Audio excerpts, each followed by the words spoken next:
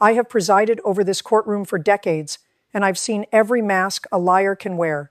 I've seen the angry mask, the confused mask, and the arrogant mask. But the most dangerous mask of all? The mask of the victim. It's a mask worn by people who have everything, yet act as though the world owes them more. They use tears as a weapon and vulnerability as a shield. Let me tell you about the afternoon Julian Vance stood before my bench. Julian was 28 years old, a Silicon Valley wonderkind, the founder of a tech startup that had recently made headlines for going spectacularly belly up. He walked into my courtroom wearing a perfectly tailored, intentionally understated gray cashmere sweater that probably cost more than my bailiff's monthly salary. He had the disheveled, sleep-deprived look of a tortured genius who had just lost his life's work. But I know a performance when I see one. He was being sued by a man named Arthur Pendleton. Arthur was a 6'8" retired mechanic who had poured his entire life savings, $15,000, into Julian's company during an early crowdfunding phase. The lawsuit was straightforward. Arthur alleged that Julian didn't lose the money in a genuine business failure, but siphoned the funds away before abruptly declaring bankruptcy. Now, most high-flying tech CEOs wouldn't be caught dead in a municipal small claims court. They have armies of corporate lawyers to make these things disappear. But Julian didn't send a lawyer. He came himself. Why? Because to a narcissist, a courtroom isn't a place of judgment. It's a stage. And Julian Vance wanted an audience. He didn't swagger in with a bespoke suit like the wealthy kids who think money makes them invincible. No, Julian's arrogance was much more insidious. He walked in with his shoulders slumped, carrying a battered leather notebook. He looked at Arthur, the man he had practically bankrupted, with wide, sorrowful eyes. He wanted us all to believe that he was the real tragedy here. Julian Vance, the clerk called out. Julian stepped up to the defendant's podium. He let out a long, shaky sigh, gripping the edges of the wooden table as if to steady himself. "Present, Your Honor," he said, his voice trembling perfectly. "And I just want to say, I am completely heartbroken that it has come to this." I adjusted my glasses and looked down at the thick file on my desk. "Save the heartbreak for the tech blogs, Mr. Vance. You are here because Mr. Pendleton claims you deliberately defrauded him. How do you respond?" Julian looked up at me, a single, perfectly timed tear glistening in his eye. "I deny it, Your Honor. My company failed. It was a tragedy. I lost my dream, and I lost everything too." He thought the tears would blind me. He thought his soft-spoken, broken genius routine would make me pity him and dismiss the case. But, buddy, you walked into the wrong courtroom. I turned my attention to the plaintiff. "Mr. Pendleton," I said gently, deliberately softening my tone. Arthur was the kind of man who built this country. He wore a faded flannel shirt tucked into stiff jeans, and his hands were rough and calloused from 40 years of pulling apart engine blocks. He didn't have a Stanford degree or a cashmere sweater. He had grit, and he had an honest face that was currently etched with deep anxiety. "Tell the court exactly what happened," I instructed. Arthur cleared his throat, looking distinctly uncomfortable under the harsh fluorescent lights of the courtroom. "Your Honor, 2 years ago, my wife was diagnosed with early-stage Alzheimer's. I knew my pension wouldn't cover the long-term care she was going to need. I was desperate to build a little safety net for her. That's when I met Mr. Vance at a community outreach event for his tech startup, Tech. He was so charming. He looked me right in the eye and promised that my investment would help revolutionize medical data tracking." I glanced over at Julian. He was staring at the floor, shaking his head slowly from side to side, playing the part of a deeply grieved visionary perfectly. He wanted me to see how much this burdened his soul. It was a masterclass in subtle manipulation. "He asked for seed money," Arthur continued, his voice tight with suppressed emotion. "I remitted $15,000 to his company account. It was everything I had in my savings. For 6 months, he sent these glossy email updates about how well things were going, and then nothing. The emails just stopped. The company website went dark. When I finally managed to get him on the phone, he told me the market had shifted, the company had gone bankrupt, and my money was entirely gone." "Businesses fail every day, Mr. Pendleton," I said carefully, testing the waters. "That is the inherent risk of investing. What makes you believe this was fraud and not just a failed venture?" Arthur's hands trembled, not from fear, but from righteous anger. "Because, Your Honor, the week after he called to tell me my life savings had evaporated into thin air, I saw him on the cover of a local lifestyle magazine. He had just purchased a $2 million beachfront property in Malibu." A low murmur rippled through the gallery. Julian closed his eyes and let out another dramatic, heavy sigh. He slowly raised his hand, as if the sheer weight of Arthur's accusation was physically painful for him to bear. "Your Honor," Julian whispered, his voice cracking with just the right amount of distress. "May I please respond to this?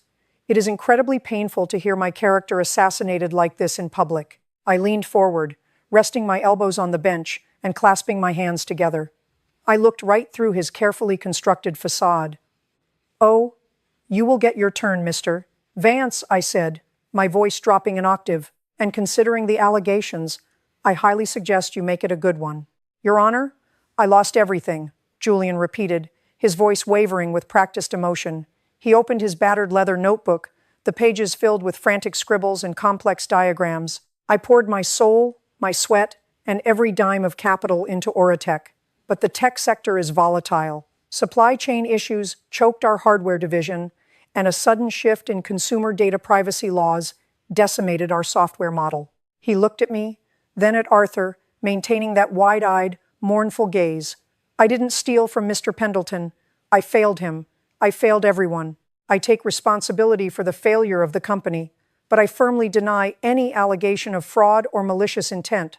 The money was spent on legitimate operational costs." "Operational costs," I repeated, my tone flat. "Mr. Vance, this court isn't a venture capital firm. We deal in facts, not elevator pitches. You are telling me that $15,000 of this man's money simply evaporated into operational costs right before you declared bankruptcy, and simultaneously, you purchased a $2 million property?" Julian closed his notebook. The sorrowful expression hardened just a fraction. He stood a little straighter. "Your Honor, that is a gross mischaracterization of my finances. The property in Malibu was purchased through a completely separate legal entity, a trust established by my family years ago. It has absolutely no legal or financial connection to Oratech or its investors. I am protected under the corporate veil." Ah, there it was. The mask was slipping. Beneath the tears and the broken genius act was the cold, calculating arrogance of a man who believed the rules didn't apply to him. He was throwing legal jargon around, hoping to intimidate the retired mechanic sitting across from him. "You are claiming the corporate veil protects you," I stated, leaning back in my chair. "I am claiming that the law protects me," Julian countered smoothly, the tremble completely gone from his voice. "I am invoking my rights under the limited liability structure of a C corporation. Furthermore, the plaintiff signed a comprehensive risk disclosure agreement acknowledging that seed investments in tech startups carry a high probability of total loss." He paused, looking around the courtroom as if expecting applause for his brilliant legal maneuvering. While I empathized deeply with Mr. Pendleton's personal situation regarding his wife, the law does not operate on empathy. It operates on contracts and statutory protections. I watched Arthur Pendleton shrink slightly under Julian's barrage of legal terms. The mechanic looked down at his rough hands, clearly overwhelmed, and beginning to doubt himself. He was fighting a man who used the law as a weapon against the very people it was supposed to protect. "You are absolutely right, Mr. Vance," I said, my voice dangerously quiet. "The law does operate on contracts and statutes, but it also operates on truth. And in my courtroom, empathy might not dictate the verdict, but common sense certainly does." I turned to my clerk. "Pull up the financial discoveries submitted by the plaintiff. Let's take a look at these operational costs." The courtroom was completely silent, except for the low hum of the air conditioner and the clicking of my clerk's keyboard. Julian Vance stood at the podium, his posture slightly rigid now. The broken genius mask was slipping, revealing the cornered executive underneath. He thought he had outsmarted a small claims judge and a retired mechanic. He thought he could hide behind corporate law and LLCs. He was wrong. "Mr. Vance," I said, leaning forward and peering at him over the rim of my glasses, "you claim that the Malibu property was purchased by a family trust and has absolutely nothing to do with Oratech or its investors. You claim your company's funds were exhausted entirely on legitimate business operations." "That is correct, Your Honor," Julian replied, his voice recovering its smooth, practiced cadence. "The financial records of Oratech, which have been thoroughly audited, reflect a complete exhaustion of capital due to market forces. It is a tragic reality of the tech industry, but it is not fraud." "Audited," I repeated, letting the word hang in the air. "By whom, Mr. Vance?" "By the accounting firm you hired, which coincidentally shares an office suite with your newly formed holding company."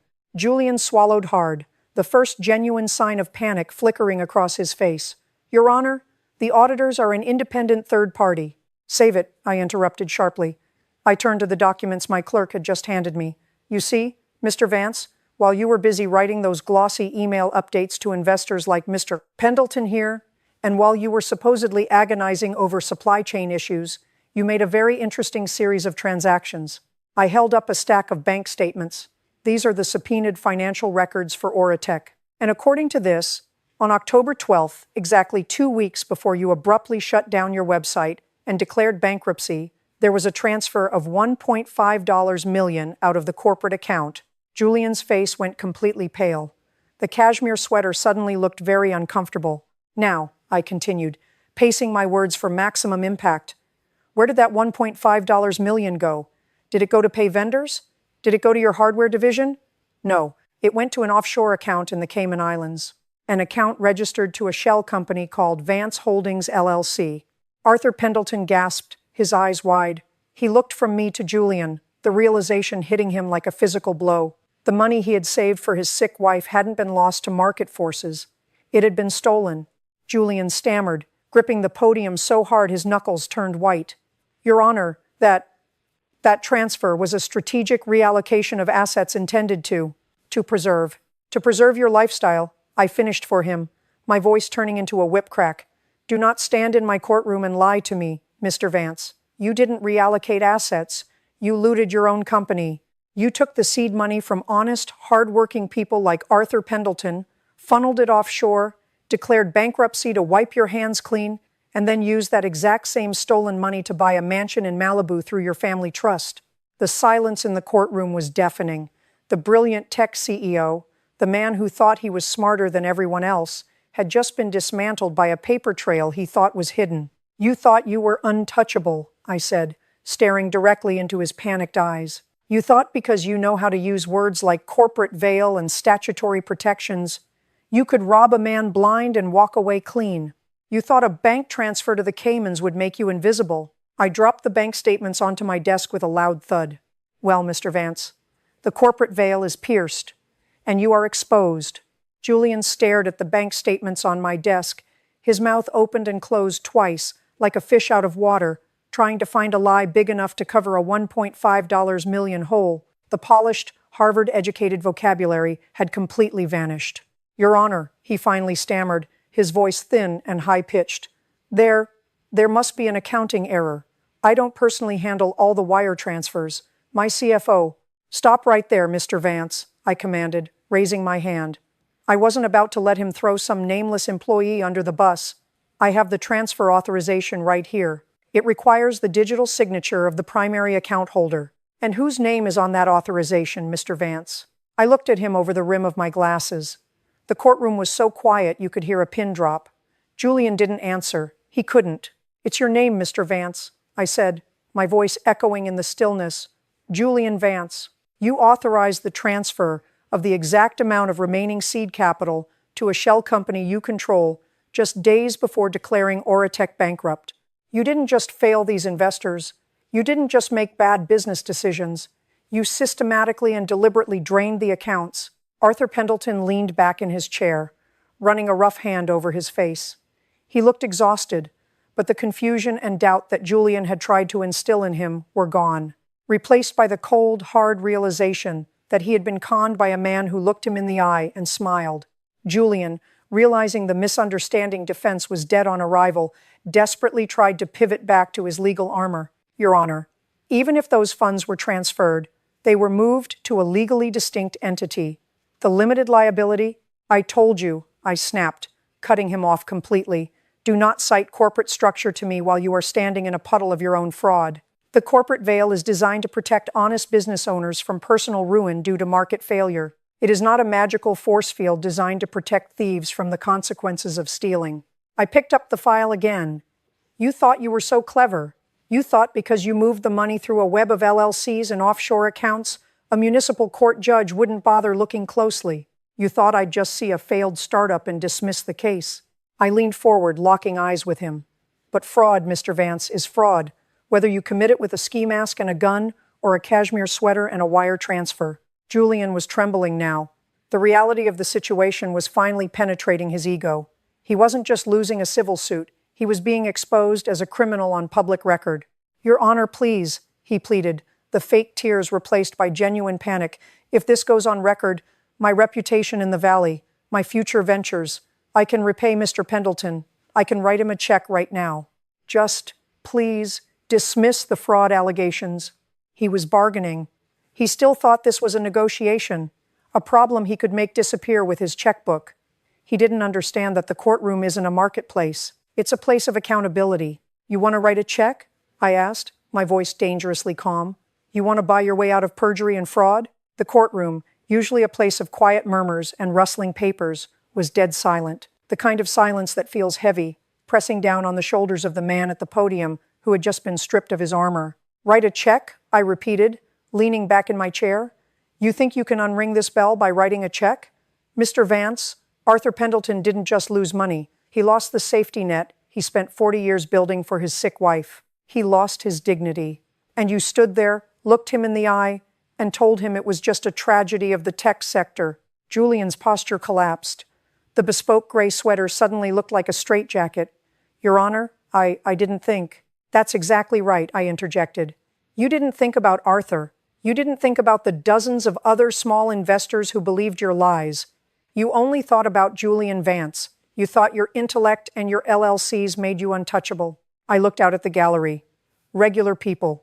People who worked hard, paid their taxes, and trusted that the system wouldn't let them get fleeced by men in expensive sweaters. "Mr. Pendleton," I said, addressing Arthur directly. Arthur looked up, his eyes rimmed with red, but burning with a newly ignited fire. "Yes, Your Honor. The law allows for restitution in cases of fraud," I explained calmly. "But the law also allows for punitive damages when a defendant has acted with malice and deliberate deception." I turned my gaze back to Julian, who looked as if he was about to be physically ill. "Mr. Vance, I am ruling in favor of the plaintiff for the full amount of his initial investment, $15,000, plus interest, plus legal fees."